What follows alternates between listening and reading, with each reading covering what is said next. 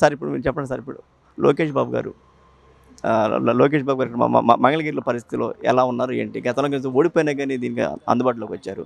అదేవిధంగా ఇప్పుడు మా మినిస్టర్ అయిన తర్వాత కూడా ప్రజా దర్బార్ పేరిట ఇంకా అందుబాటులోకి వచ్చారు. రాష్ట్ర ప్రజలందరికీ అందుబాటులోకి వచ్చారు. దీన్ని ఏ విధంగా చూస్తారు? ముందుగా మంగళగిరి యావత్ ప్రజానేకానికి తెలుగుదేశం పార్టీ తరపున మా యొక్క నమస్కారాలు. చంద్రబాబు నాయుడు గారిని అడిగి మంగళగిరి కాన్స్టిట్యూషన్ ఎన్నుకొని 2019లో ఆయన ఈ కాన్స్టిట్యూషన్లో పోటీ చేశాడు. పోటీ చేసేటప్పుడు టైంలో చాలా తక్కువ టైంలో ఆయనకి అవకాశం వచ్చింది ఇక్కడ. సరే నేను చేయగలను అనే ఉద్దేశంతో తీసుకున్నాడు. తీసుకున్న వెంటనే ప్రజల్లోకి వచ్చాడు. ప్రజలు ఆయన అర్థం చేసుకోలేకపోయారు.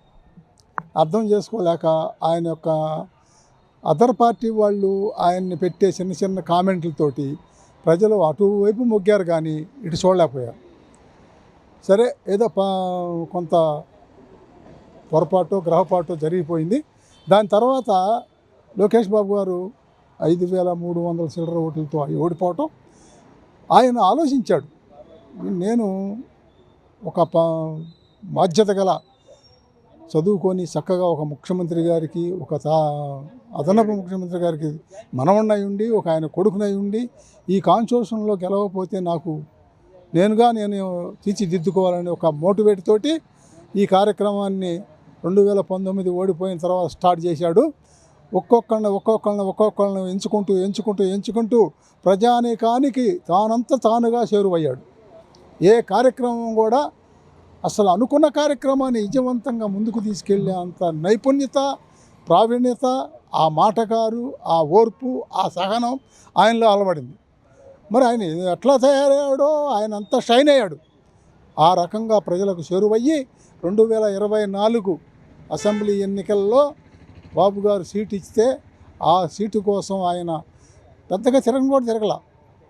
ఎన్డీఏ కన్వీనర్గా మద్రాసు వెళ్ళి అక్కడ ప్రచారం చేశాడు. ఇక్కడికి వచ్చి ఆ కాన్స్టిట్యూషన్లో ప్రచారం చేసుకున్నాడు. ఇతర వైజు ఆయన చాలా హార్డ్ వర్క్ చేశాడు. ఎమ్మెల్యేల విషయంలో కానీ ఇంకో విషయంలో కానీ బాబు గారి కన్నా కూడా బాబు గారు అప్పచెప్పిన బాధ్యతని రేయం బగుళ్ళు నిర్విరాంగా చేసి ఆ కార్యక్రమంలో విజయవంతమయ్యి కాన్స్టిట్యూషన్లో కన్నీ విని ఎరగని 91,473 ఓట్ల అత్యధిక మెజార్టీతో రికార్డును సృష్టించిన ఘనత శ్రీ నారా లోకేష్ బాబు గారు దక్కుతుంది.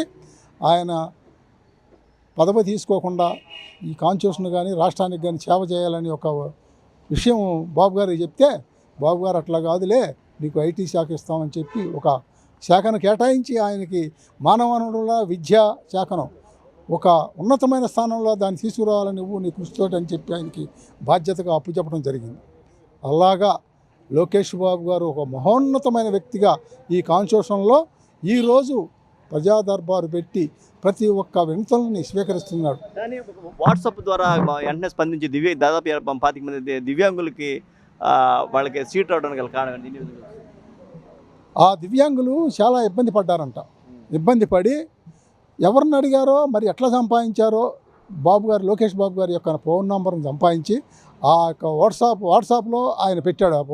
వాట్సాప్లో అయ్యా మా పరిస్థితి ఇలా ఉంది అని వెంటనే స్పందించిన లోకేష్ బాబు గారు వాళ్ళని పిలిపించి మాట్లాడి వాళ్ళకి కావాల్సినవన్నీ అరేంజ్ చేసి అప్పటికప్పుడు జీవోను విడుదల చేసి మద్రాసు వాళ్ళు ఒప్పుకోకపోయినా కానీ వాళ్ళ యొక్క మోటివేట్ తోటి వచ్చి ఇక్కడ జీవోని రిలీజ్ చేసి వాళ్ళకి 15 మందికి వాళ్ళకి న్యాయం చేశాడు.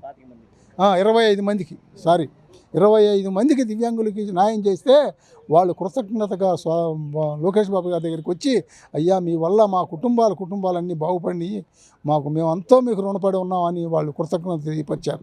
అది లోకేష్ బాబు గారి యొక్క చూసినట్టయితే చంద్రబాబు నాయుడు గారు ఉచిత ఇసుకను పెట్టారు. దీని విధంగా మనం ఇంతకుముందు చూసాం 2019 నుంచి 24 వరకు ఇసుకని ఏ రకంగా రాసులు పోసి అమ్ముకున్నారో, ఏ రకంగా దోపిడీ చేశారో దానికి ఒక వేబిల్లులు లేవు, ఒక ఆధారాలు లేవు. ఎంతైతే అంత టాటరా 10,000 అయితే 10,000, 20,000 అయితే 20,000, లారీయా 40,000, 50,000 నీ ఇష్టమయ్యేది అమ్ముకోవడమే. ఆ రకంగా దోచుకున్న దాన్ని ప్రజల జీవన పరిణామాలు పడిపోయి పనులు లేక కార్మికులు కర్షకులు అందరూ ఇబ్బంది పడి నానా యాతన పడ్డారు. ఆ యొక్క ఇబ్బందిని అధిగమించడానికి బాబు గారు ఎంచుకున్న పాలసీయే ఇసుక ఉచిత విధానం. ఉచితం అంటే ఉచితమని అంటే ఎట్లా వస్తుంది? ఉచితంగా మన ఇంటికి రాదుగా. దానికి వేబిల్ ఇప్పుడు ట్రాక్టర్ ఉంటాడు, ఆ ట్రాక్టర్ డ్రైవర్ కావాలా, దానికి ఆయిల్ కావాలా, ఆ ట్రాక్టర్ డబ్బు కావాలా, అది జేసీబీ వాళ్ళు ఉంటారు, వాళ్ళు మరి దాన్ని నింపాలా, మరి వాళ్ళని బతకాలగా. ప్రతి ఒక్కళ్ళకి అవకాశం కల్పించడానికే బాబు గారు ఎంచుకున్న మార్గం ఉచిత ఇసుక. ఈ రోజున అందరూ పాలాభిషేకాలు కుంకుమాభిషేకాలు చేస్తున్నారంటే అది బాబు గారి గొప్పతనం. గెలిచిన వెంటనే 5 సంతకాలు చేసి ఉరకలు పెట్టించుకుంటా ఈరోజు రాజధానిని కానీ పోలవరాన్ని కానీ ప్రజలను కానీ ఎంత చేరువ చేసుకుంటా ముందుకెళ్తున్నాడో.